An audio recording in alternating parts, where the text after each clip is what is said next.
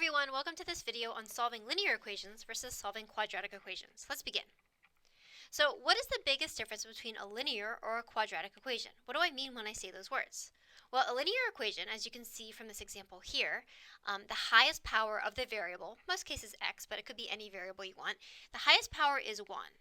So notice that we only have an x here and x here, whereas over here, right, we have an x to the second power.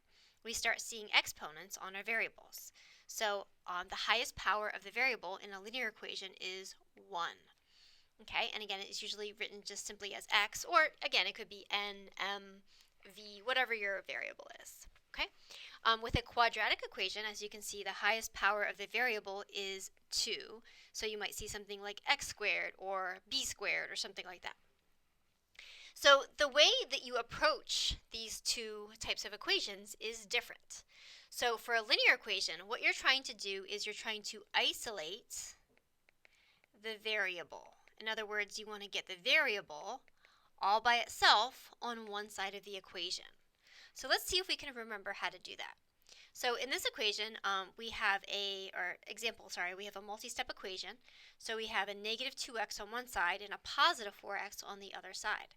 So what we're going to do, we could either subtract 4x from both sides, or we could add 2x to both sides. I prefer that option since it keeps our coefficient positive. So when we do that, we get 3 is equal to 6x minus 5.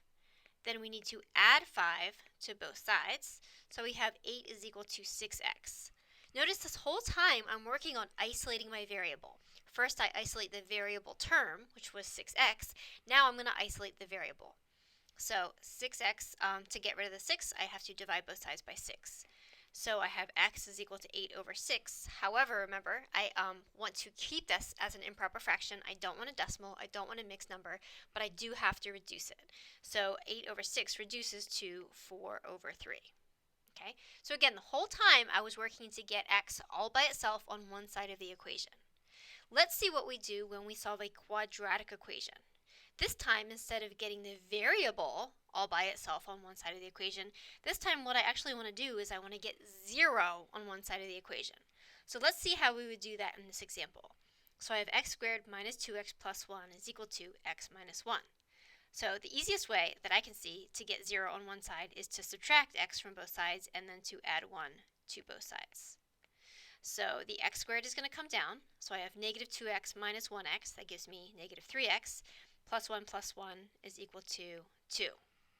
So now I have x squared minus 3x plus 2 equals 0. So now what I can do is I can use some of those techniques I've learned to factor that quadratic.